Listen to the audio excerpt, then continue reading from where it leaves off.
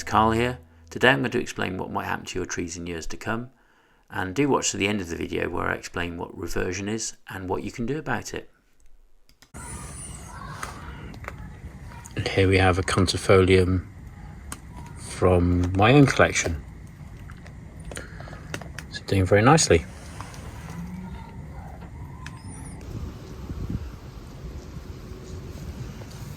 So here we have a Contortifolium.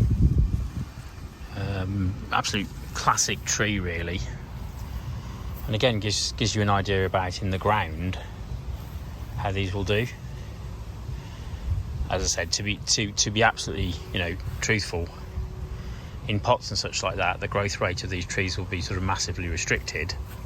They will eventually need root pruning and a bit of work on that sort of side of things, but it's good to see that, and very interesting to see that in the ground this has done kind of a medium growth, I would say. It's done very well in just sort of 3 years or something, 3.5 years. But a classic kind of lovely big fluffy leaves here. So another kind of nice species to look out for. Another super tree here, Contortifolium, also known as the peacock feathers. You can see there at the back you've got, once again where there's more light, they takes on a nice sort of red colour. But very, very nice leaves, nice shapes, kind of ruffled edges really, sort of very feathery in orientation. Makes sense to the name, I suppose. And then overall, this one's got on a sort of medium size over many years. But just a nice structure where you've got leaves all over it, but you can see through into the shape, which looks beautiful. So again, easy to get hold of these, worth having a look, but if you put it in the ground many years later, this is where you'll end up. Here we have Aurium, a couple of years old, quite slow growing, but lovely. Doesn't want too much sun, but a bit of sun does give it some colour, which is nice. So next on the agenda we have a label without a date on it, which is a bit of a shame, but this is Aurium, and a really good planting location here. And again, going out and about does help pick maples for your own garden, because it's in a very, very large amount of shade. And from my own experience with these sort of Shiraswanum species type leaves, that's exactly what they thrive on, and that's what they love. They're almost reminding me a little bit of house plants, where they've got and evolved to have big leaves because they need to absorb extra light, but they just don't do well in full sunlight really. No date on this plant, but you can see from down here a really thick trunk. It just has that sort of feeling and air of middle age really. It's sort of, not that it's that old, but I think the whole Arboretum is about 20-30 years old, and this is an older part of it, so it might be that age perhaps. Now, as you can see, these actually don't grow massively quickly, but over enough time they will keep growing and getting some good height. But I think what's particularly nice about this, and what perhaps the takeaway is it's sort of quite open. It's not like a big massive dense bush. It sort of grows in clumps, and that gives the sort of feeling of airiness to the whole thing. The structure, the habit's very sort of upturned vase, and it's just a nice tree to have in a sort of nice open location really, if that's what you're looking for. So I felt I had to record this because it's one I own, the Acacia Shiraswanum, this is Aurium, the full moon maple, and it's in a really interesting situation, possibly predicament really, because it's all started off like that. It's done its sort of very upright growth habit, and they've got it really sort of buried in amongst other trees. Nothing wrong with that.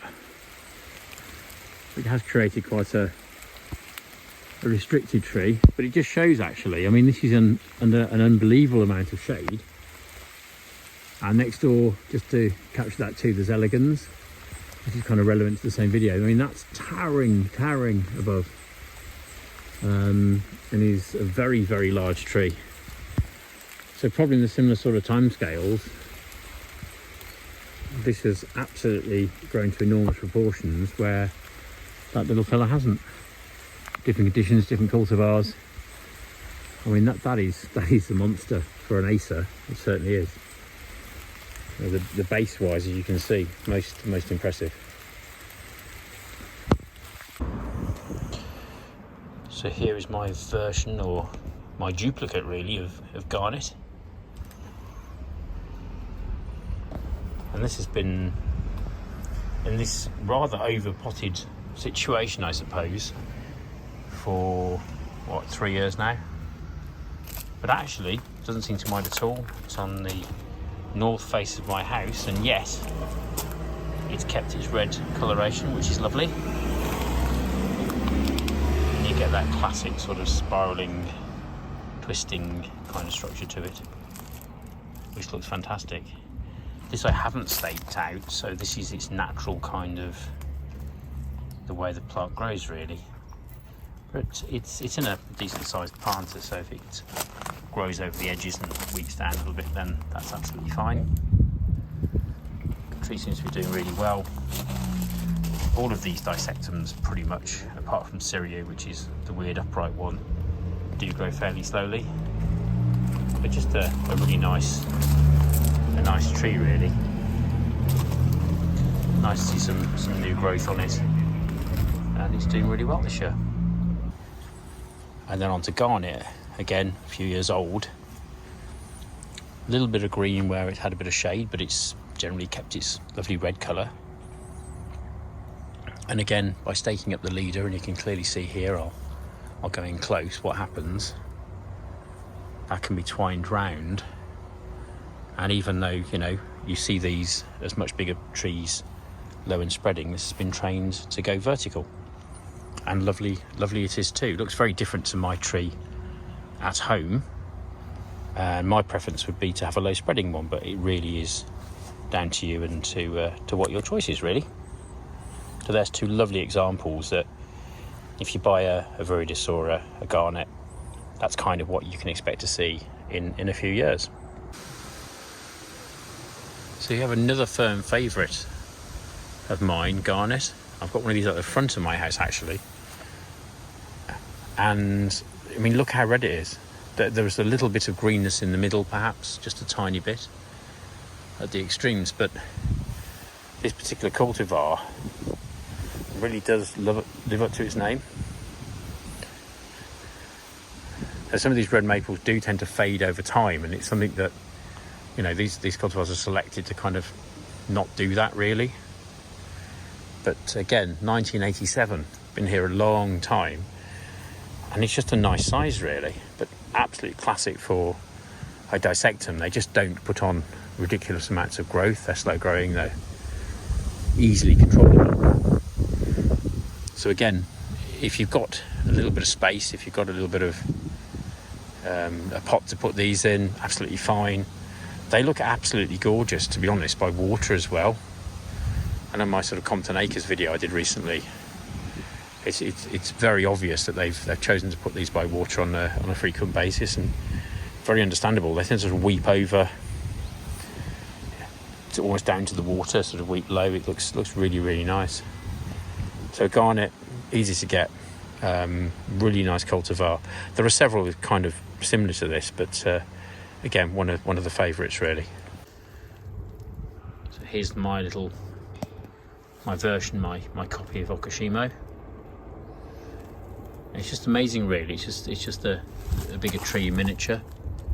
There's those lovely little pointy leaves, little red stems. This tree's done very well. Last year it grew at a phenomenal rate. Perhaps a little bit slower this year for whatever reason, don't know. But it's still put on a heap of growth really. So that's sort of my waist height, so it's doing extremely well. But just a lovely cultivar, which you don't see that many of. It's lovely to see them out and about really. I do love all my trees, but this is one of my current favourites. Things change over time, but really glad to see it here actually. Okushimo, again, cultivar that's was catalogued in 1710. So this tree, not this exact tree, but the genetic copy of it is 300 years old really. And I think the leaves are just absolutely amazing. They curl over. They're just different. They're small. Absolutely amazing tree. Again, no date on there, but that's what mine's going to land up looking like in a year or two.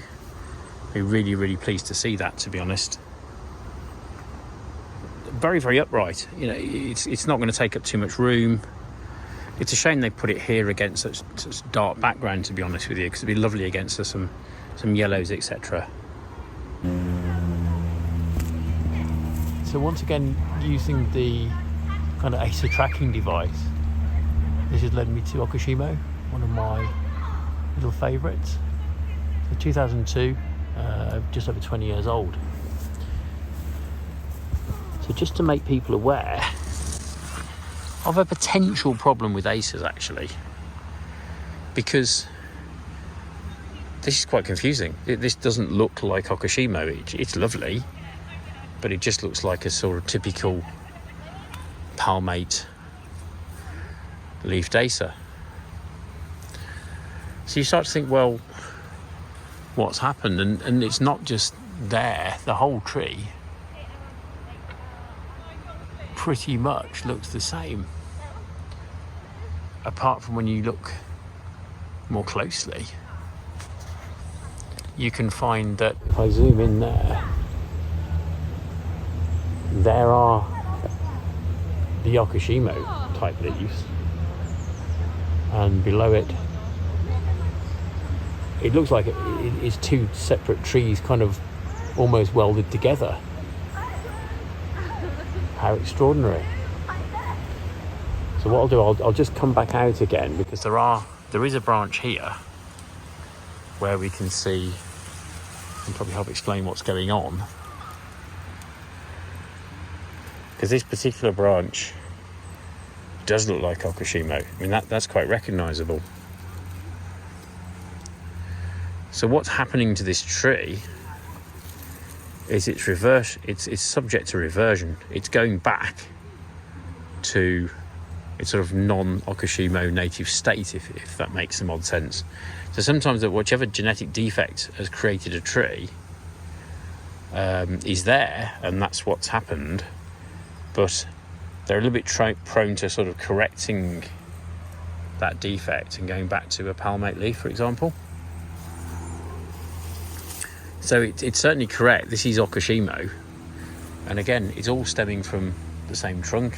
It's all the same tree, but perhaps it might be the strangest kind of one that I come across in Western Burt, because again, so many of the branches don't conform to what they should be. In fact, if I pull those out the way, we can reveal a lot of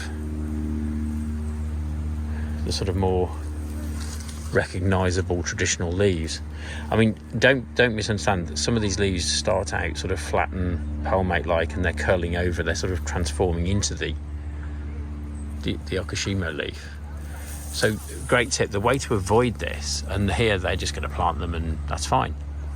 But what you do is that in the early stages, this whole branch that's reverting, if it was your own tree or my tree, I'd take that off when it was sort of very mature. So if you see sort of rogue branches on a tree, you're better off removing them and pruning them away before this kind of happens. But yeah, I think one of the strangest but most interesting in trees here overall, in terms of size and structure in 20 years,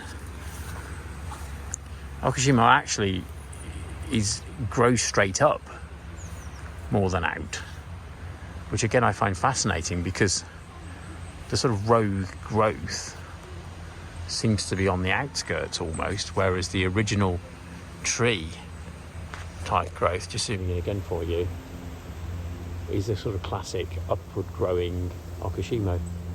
So it's got two habits as well. The core tree's going straight up like mine is, and then the rogue branches are growing out. So quite a fascinating combination of two, really. But it is one tree. That's what happens. And again, by going out there and having a look, we can learn something perhaps. So I really hope you're enjoying the content of these videos. If you are, if you could like and subscribe to the channel, that would be fantastic.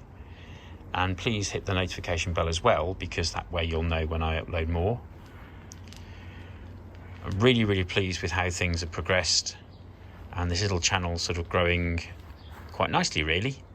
So thanks for all those that subscribed already, and a special thanks to all those that ask questions or, you know, have ideas. And please let me know if you want any more different content, because we can do that. And I hope to see you soon in another video. Cheers.